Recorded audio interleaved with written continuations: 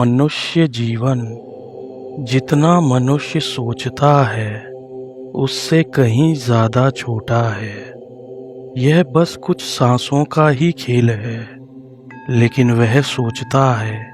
कि अभी तो बहुत समय है और आगे बहुत समय पड़ा है। लेकिन मृत्यु का झटका कभी समय देखकर नहीं आता। मनुष्य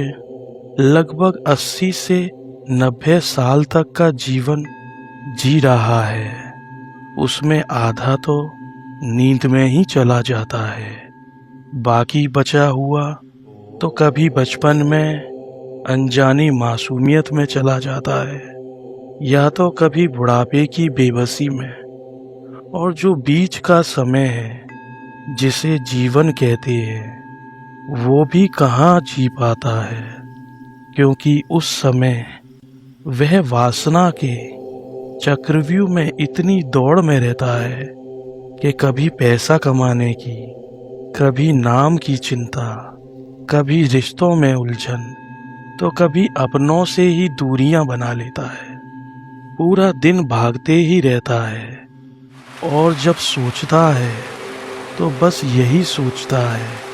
कि और अपनी वासनाओं को जल्द से जल्द कैसे पूरा कर लूं। उसका जो थोड़ा सा जीवन है, जिस जीवन में वह ऐसे ऐसे कार्य करके अपना जन्म सिद्ध कर सकता था,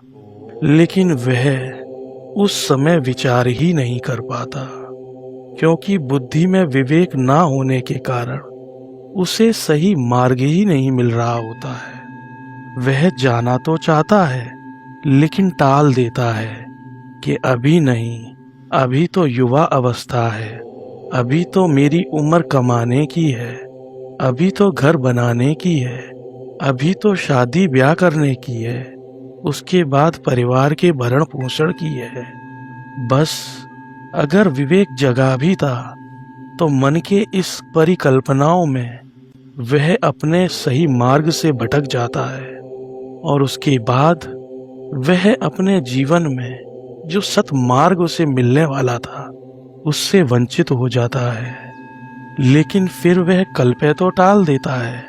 लेकिन वह कल कभी नहीं आता और मृत्यु का झटका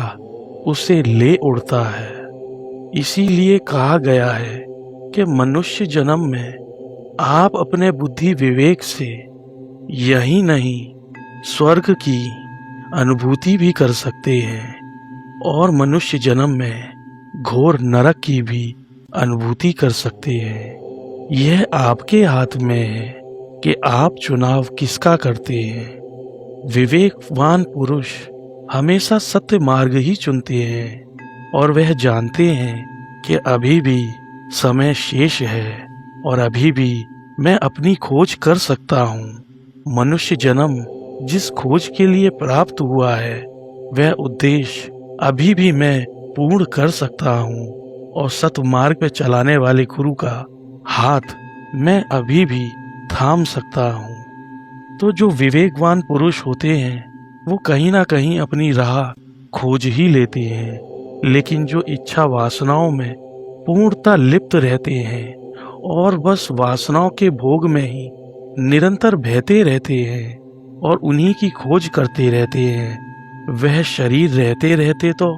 इसका सुख भोगने की कल्पनाओं में ही पूरा जीवन बिता देते हैं। लेकिन जब शरीर छूटता है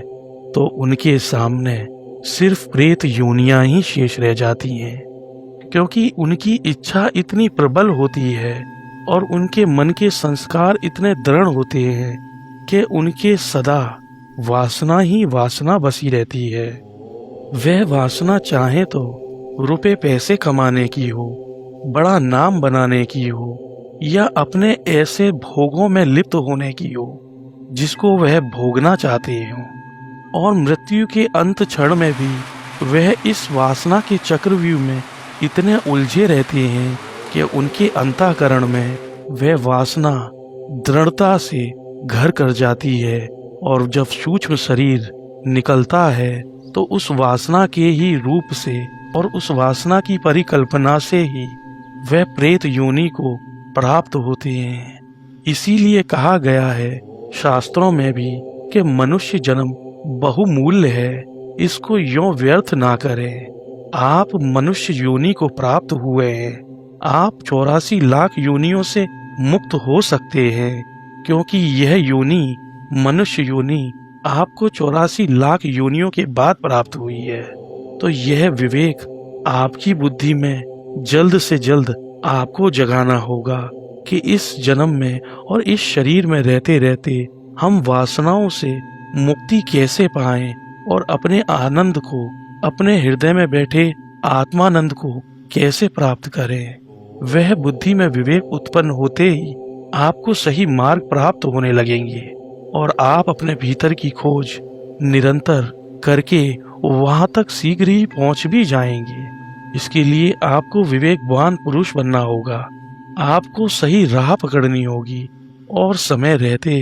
आपको यह प्रयत्न करना होगा कि मैं अपनी खोज को अति शीघ्रता से पूर्ण करके उस पूर्ण परम पिता में एकाकार हो जाऊं और अपने आत्मानंद की मस्ती में सदा के लिए स्थित हो जाऊं। जो मनुष्य वासना में इतना दृढ़ रहता है, इतना लिप्त रहता है, जिसे दिन से लेकर रात तक सिर्फ वासना का ही भोग और वासना प्राप्त करने की ही इच्छा लगी रहती है, वह प्रेत योनि में अवश्य ही जाता है। अगर आपको इस वासना से मुक्ति चाहिए और प्रेत योनि से छुटकारा चाहिए तो आपको भी अपनी स्वयं की खोज करनी होगी और आपको भी आत्मज्ञान की अनुभूति करनी होगी। पूरी जिंदगी बस दुनिया की उलझनों में ही रहे, अहंकार में इतना चूर रहे कि कभी पैसे की, कभी रिश्ते की और कभी क्रोध की ही लहर में रहे, पर एक काम जो सबसे जरूरी था वो कभी नहीं किया, जो था खुद को जानना, जिसके लिए मनुष्य योनि मिली थी, जिसके लिए आप ईश्वर से गिड़गिड़ाए थे और कहा था मैं एक शरीर में जीवन मुक्त होके दिखाऊंगा। मरने से पहले बस एक बार अपने भीतर उतर के देख लो, कौन हो, क्या सच्चाई है, इससे भली भांति अनुभूति तो कर लो। क्या ये शरीर ही सत्य है, ये नाम ही सत्य है, या जो ये जो रिश्ते हैं वो सत्य हैं, या जो मरने के बाद भी रहता है वह सत्य है, और वह क्या है जो मरने के बाद भी रहता है। तो इस सत्य स्वरूप को जान तो लो, एक बार उसकी अनुभूति तो कर लो, और एक ऐसा रास्ता जो दिखाने वाला मिला है उसका हाथ पकड़ के तो चल लो, ताकि आपका जीवन सार्थक हो जाए और आप जीवन मुक्त हो जाओ।